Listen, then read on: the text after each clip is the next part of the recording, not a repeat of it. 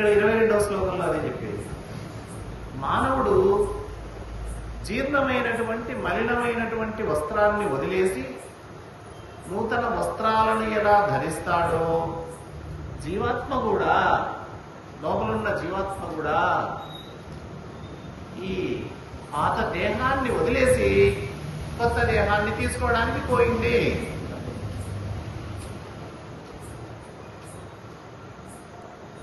తర్వాత 23వ శ్లోకం చూడండి. నైనం చిందంతి శస్త్రాని నైనం దహతి పావకః నచైనం క్లేదయంత్యాపో నశోషయతి మారుతః. శస్త్రాలు ఈ ఆత్మను ఛేదించలేవు. అక్కడ యుద్ధంలో వాళ్ళు ఉపయోగించేటటువంటి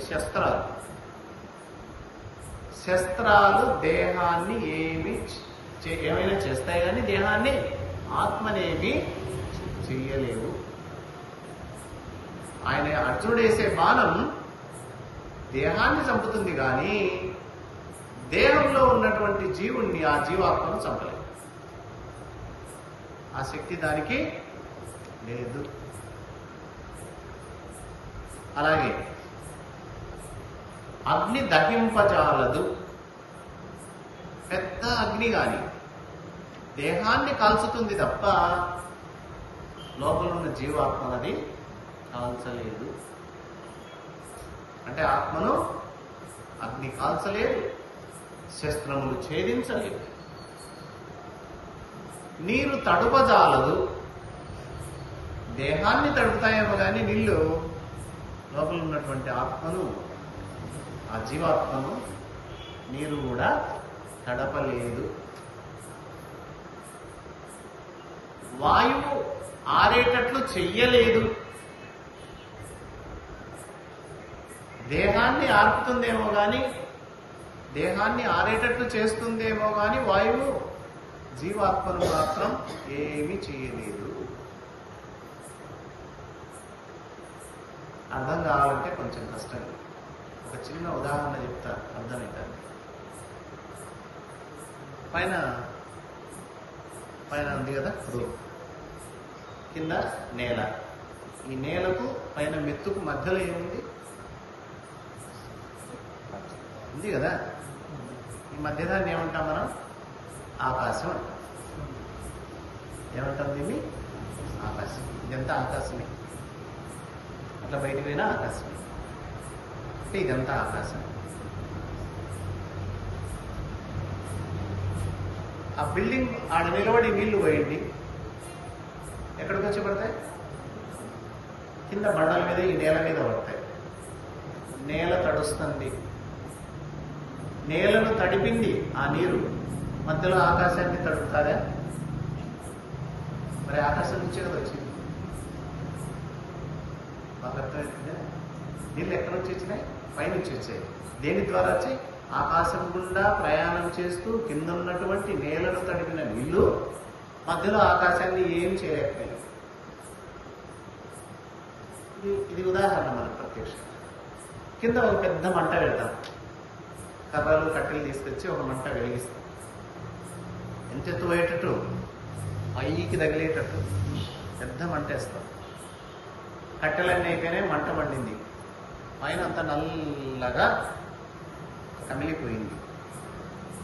కింద వేసిన మంట, కింద వేసిన అగ్ని ఆకాశం గుండా ప్రయాణం చేసి పైనున్న దాన్నే కాల్చేసింది కానీ మధ్యలో ఉన్న ఆకాశాన్ని కాల్చలేకపోయింది. తెలుసా అందరికీ? మనం అంటే సూక్ష్మమైనటువంటి ఈ ఆకాశాన్ని, మన ప్రత్యక్షంగా కళ్ళతో చూస్తున్నటువంటి ఈ ఆకాశాన్నే ఏమి చేయలేని ఈ అగ్ని, ఏమి చేయలేని ఈ నీరు, ఇక అంతకంటే సూక్ష్మమైనటువంటి ఆత్మను ఏం చేస్తుంది? అందుకే ఏం చేయలేదు. ఇక్కడ నుంచి బాణం వేస్తాం, ఒక పెద్ద బాణం వేసాం అనుకో, ఈ చివరి నుంచి ఆ చివరకు పోయేది ఎక్కడి నుంచి పోతుంది బాణం? ఆకాశం గుండా ప్రయాణం చేసిపోతారు. అక్కడ ఎవరో ఒక వస్తువు ఉంటే ఆ వస్తువును తగులుతుంది, ఆ వస్తువు కింద పడిపోతారు. ఆ వస్తువును కూల్చగలిగిందే కానీ ఈ అస్త్రం, ఈ బాణం మధ్యలో ఉన్న ఆకాశాన్ని ఏం చేయలేదు.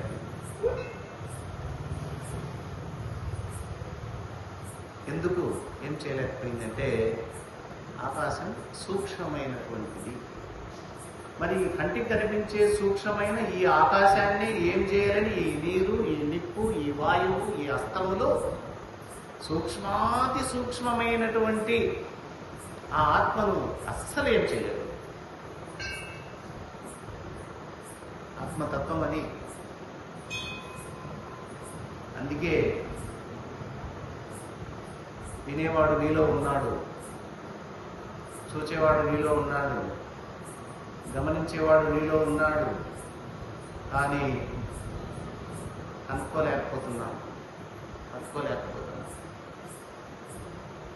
నేను చెప్పే మాటలన్నీ చెవి ద్వారా మీ లోపలికి పోతుంటాయి, అర్థమవుతుంది, వింటున్నారు. వింటున్నది ఎవరు? ఎవరయ్యా వింటున్నదంటే ఏం జవాబు చెప్తాం? నేనే అంటాం. నేను ఏడంది లోపల చెప్పు. ఎవరయ్యా చూస్తున్నది? నేనే. ఎవరయ్యా ఆలోచిస్తున్నది? నేనే. ఎవరయ్యా గ్రహించుచున్నది? నేనే. మరి ఆ నేను ఏడంది లోపల?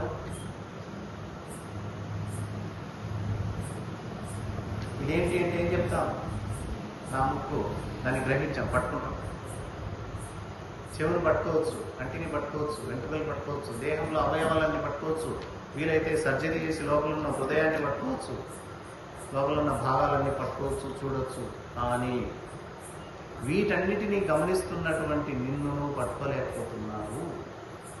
ఆ నీవే ఆత్మ, ఆ నీవే జీవాత్మ.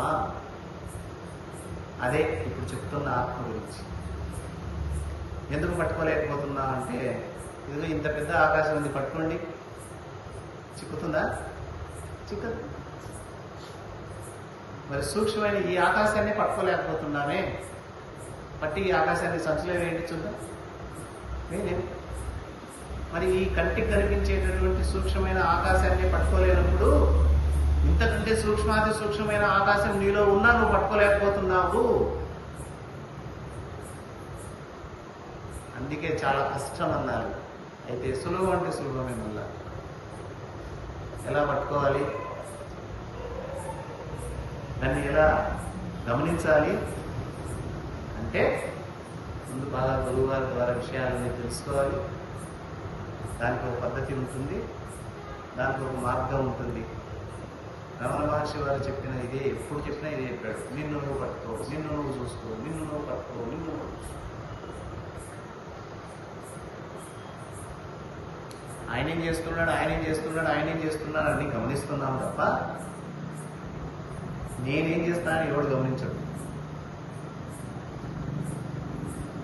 తనలో తత్వాన్ని ఎవడు గమనించలేకపోతున్నారు. దాని మీద దృష్టి పెట్టడంలే మనదంతా వాక్యానికి వెళ్ళిపోతుంది. లోపల ఉన్నటువంటి ఆత్మ వైపు, లోపల ఉన్నటువంటి జీవుని వైపు, లోపల ఉన్నటువంటి నేను వైపు ఎవరు సాధన చేయడం లేదు, మళ్ళడం లేదు. ఆ సాధన మార్గం తెలియజేసేదే ఆధ్యాత్మిక మార్గం. అది ఒక్క భారతదేశంలోనే ఉంది. మిగతా ప్రపంచంలో ఏ దేశాల్లో ఈ విద్య లేదు, ఈ తత్వ విద్య లేదు, ఈ ఆధ్యాత్మిక విద్య లేదు. అందుకే ఇతర దేశస్తులు మహామహులు కూడా దిక్కుదిలక చిట్ట చివరకు మన భారతదేశంలోకి ప్రవేశించి ఎక్కడో ముక్కు మూసుకొని తపస్సు చేస్తున్నటువంటి సన్యాసుల దగ్గరికి, మహర్షుల దగ్గరికి వచ్చి వాళ్ళ కాళ్ళ మీద పడి ప్రాధేయపడి విద్యను నేర్చుకొని పోయినారు. ఆరితేరింది కొంత. మరి మనం ఈ దేశంలో పుట్టాం, ఈ దేశంలో ఇంత అద్భుతమైన విద్య ఉంది, నిన్ను నువ్వు తెలుసుకునేటటువంటి విద్య ఉంది. అయినా ఆ విద్య కావాలని పోవటం లేదు, అలాంటి గురువులను ఆశ్రయించడం లేదు, ఆ మార్గానికి వెళ్ళడం లేదు. మనం వెళ్ళాలి ఖచ్చితంగా. ఇదే అసలైంది. పోయేది ఎట్లా పోతారు దాని గురించి ఆలోచించాల్సి ఉంటుంది. నువ్వు అది పట్టుకునే నిలబడదు. ఎవరన్నా ఏదన్నా నిలబడతారే వస్తుంది. పెద్ద పెద్ద రాజ్యాలే పోయినాయి, పెద్ద పెద్ద భవనాలు పోయినాయి, పెద్ద పెద్ద పర్వతాలే కూలిపోయినాయి. ఏముంది? సూర్యభగవానుడు రెచ్చిపోయి 70-80 డిగ్రీల్లో వేడి వచ్చిందనుకో, ఇదంతా ఏమవుతుంది? నల్లగా బూడిదవుతుంది. ఈ బిల్డింగ్లు కూడా నల్లగా బూడిదైపోతాయి. ఆయన 70 సెంటీగ్రేడ్లు ఉష్ణాన్ని ఇస్తే ఏదో 40-45 ఇచ్చామంటే బతికిపోయేట పడుతున్నాం, దానిలో తప్పలేకపోతున్నాం. ఇంత పెద్ద భూభాగం ఉంది కదా, ఉన్నటువంటి సముద్రాలన్నీ అలా ఉప్పొంగి ఇట్లా ఉంచినాయనుకో, ఇంత పెద్ద భూమి ఎంత ఏమైపోతుంది? నీళ్ళల్లో కరిగిపోతుంది. 75% నీళ్లుంటే 25% మాత్రమే భూమి ఉంది. 75% ఉన్న నీళ్ళల్లో 25% మట్టి కరగదా? అందుకే ఇవన్నీ శాశ్వతం కానే కావు. ఇవన్నీ పోయినా కూడా ఒక్కటి మాత్రం మిగిలి ఉంటుంది, అదే ఆకాశం లాంటిది. దాన్ని ఆత్మతత్వం అంటాం. ఇక తర్వాత 24వ శ్లోకం. అచ్చేద్యోయమదాహ్యోయం అక్లేద్యో సోష్యేవ చ నిత్యః సర్వగతస్థానుః అచలోయం సనాతనః. మళ్ళీ అదే విషయాలు చెప్తున్నాడు. ఈ ఆత్మ ఛేదించడానికి వీలు కానిది, దహించడానికి వీలు కానిది, తడపడానికి వీలు కానిది, ఎంటింపజేయడానికి వీలు కానిది. ఇది నిత్యము. ఏది నిత్యం? ఆత్మ నిత్యం. వెంటనే సందేహం వస్తుంది ఎవరికైనా. సరే, ఇవన్నీ ఆత్మ లక్షణాలు బాగున్నాయి స్వామి, ఎక్కడ ఉంటుంది అని అనొచ్చు. అందుకే భగవానుడు ఏం చెప్తున్నాడు? సర్వగత, సర్వవ్యాపి. ఎక్కడుందంట? మళ్ళా అంతటా ఉందంట. ఆకాశం ఎక్కడుందని ఎవరైనా ప్రశ్నిస్తే ఏం చెప్తారు? జవాబు మీరే. ఎక్కడుంది? అంతటా ఉంది. ఆకాశమే అంతటా ఉన్నప్పుడు దానికంటే సూక్ష్మమైనటువంటి ఆత్మ ఎక్కడ ఉంటుంది? అంతటా ఉంది. ఒక చిన్న సందేహం వచ్చింది. అంతటా ఉన్న ఆత్మను మళ్ళీ పట్టుకోవాల్సిన అవసరం వచ్చింది. ఇక పట్టుకోవడం అంటే గమనించడం. అంతటా ఉన్నటువంటి ఆత్మను అంతటా ఉన్నదని నిరంతరం అనుకోవడమే పట్టుకోవడం.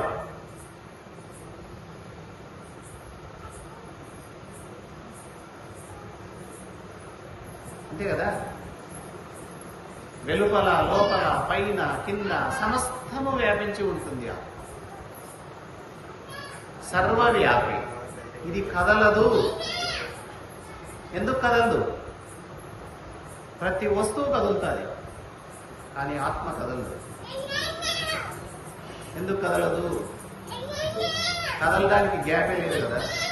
అంతటా వ్యాపించినప్పుడు గ్యాప్ లేదు. గ్యాప్ లేనప్పుడు ఎట్లా?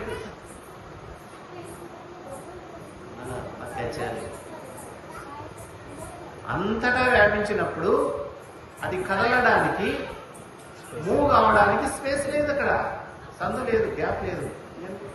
అందుకే కదలదు.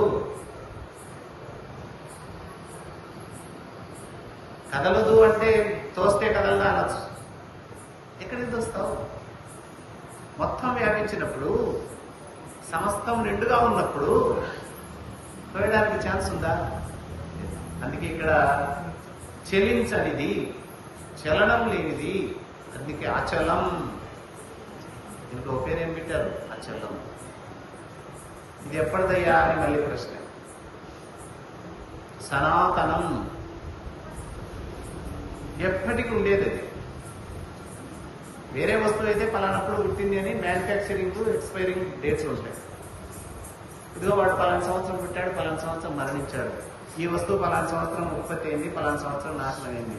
కానీ ఇది ఎప్పటికీ ఉండేది కాబట్టి కాలంతో సంబంధం లేదు, దేశంతో సంబంధం లేదు. కాబట్టి ఆత్మ సనాతనం. ఆ ఆత్మ ధర్మాన్ని పరిపాలించేటటువంటి మన ధర్మం కూడా సనాతనం.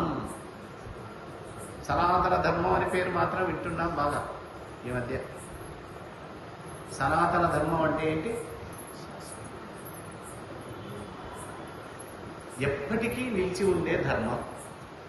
ఎప్పటికీ అంటే పలానప్పుడు ఇది మొదలైందని చెప్పడానికి లేదు, పలానప్పుడు అంతం అవుతుందని చెప్పడానికి లేదు.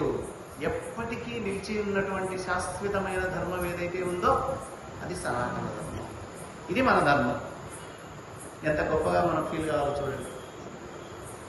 ఇక 25వ శ్లోకం చూడండి.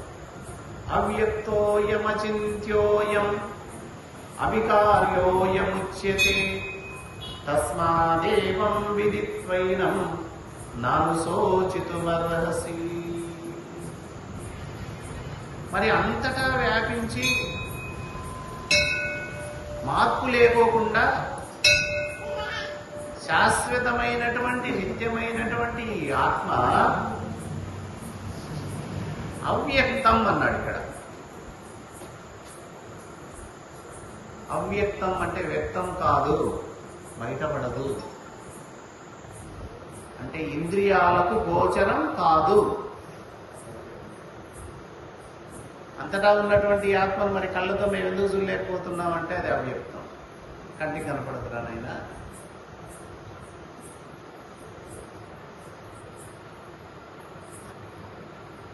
ఏమైనా చెవికి దొరుకుతుందా? వినపడదు నాయన. ఏమైనా మనసుకు అందుతుందా? అందదు నాయన. ఇంద్రియములకు అది గోచరం కానే కాదు. ఆత్మ అంటే దేవుడని కూడా చెప్తారు. దేవుణ్ణి చూడడం కష్టం, ఎందుకంటే ఆయన అవ్యక్తుడు, ఆయన వ్యక్తం కాడు. మొట్టమొదట దేవుడు ఎవరికి కనపడాడు. ఎందుకు కనపడంటే ఆత్మతత్వం ఆయన. అయితే భక్తులంతా అడిగారంట, స్వామి ఇంద్రియాలకు నువ్వు గోచరం కాకపోతివి, నేను కళ్ళతో చూడలేకపోతే, మనసుతో కూడా నిన్ను దర్శించలేకపోతే ఎలాగా అంటే అప్పుడు భగవానుడు కరుణించి మన మీద ప్రేమతో దయతో నేను ఉన్నది ఉన్నట్లుగా అయితే నేను కనపడను, కొంచెం మార్చుకొని కనపడతా అని చెప్పి కృష్ణుని రూపంలో కనపడినాడు, రాముని రూపంలో కనపడినాడు. అర్థమవుతుందా? అసలు రూపంలో అయితే నువ్వు చూడలేవు కాబట్టి అసలు రూపానికి కాస్త మార్పు చేసుకొని మన మీద ప్రేమతో, మన మీద దయతో, మనకు నమ్మకం కుదరడానికి, మనకు భక్తి కుదరడానికి ఇదిగో ద్వాపరయుగంలో కృష్ణునిగా జన్మించాడు. ఎవరు? ఆ పరమాత్మే. ఆత్మే పరమాత్మ. ఆ ఆత్మ, ఆ పరమాత్మ